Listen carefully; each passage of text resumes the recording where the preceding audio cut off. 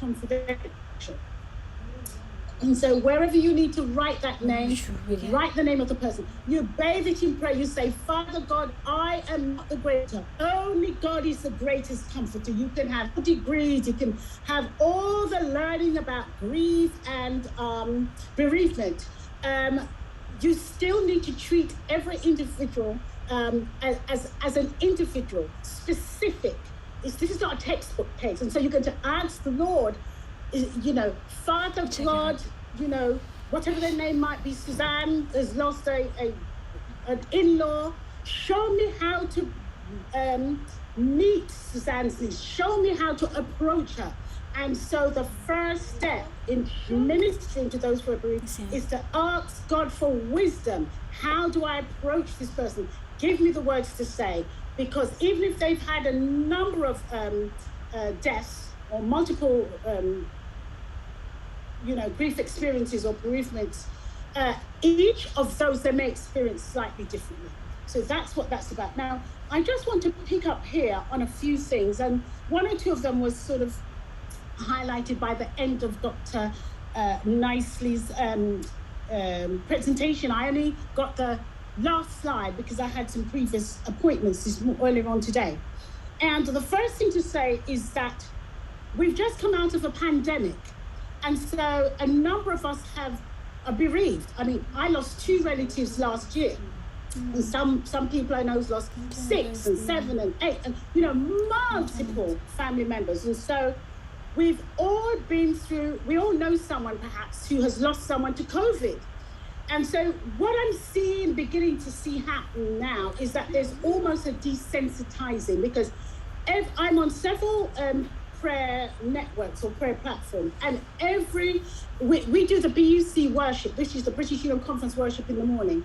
And I always seem to be coming to the worship with another list of someone who's just had a bereavement, someone who's died.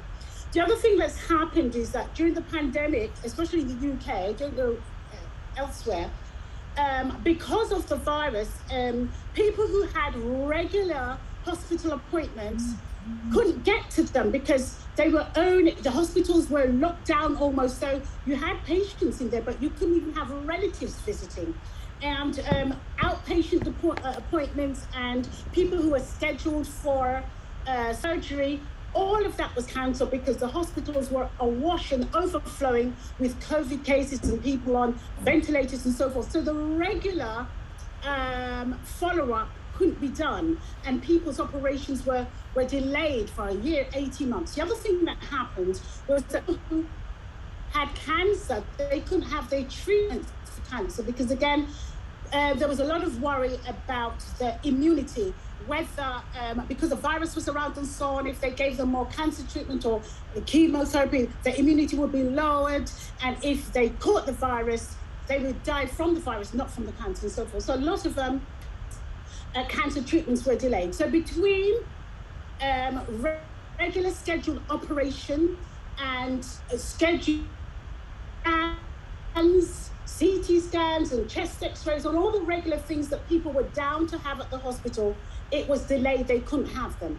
And what's happened over the 2 years is that a lot of people in that time, because they didn't have their appointments, they developed cancer, and some of them have died. Then some of those who didn't have their cancer was put off due to the pandemic, they've also died. So most weekends we were hearing of another death and so forth. And initially at the beginning of the pandemic, so we had 3 national lockdowns in the UK. Initially you were hearing that all the deaths were COVID related. Now what's emerging is that there's a number of deaths that are cancer related because either their treatment was postponed or it wasn't picked up on the CT scans and so on that they were scheduled to have, and which was cancelled. And so we're in this cauldron, in fact, emerging with these multiple deaths for multiple reasons. And what's happened is that we're almost in some stage becoming desensitized. Another death, oh dear, poor family, we move on.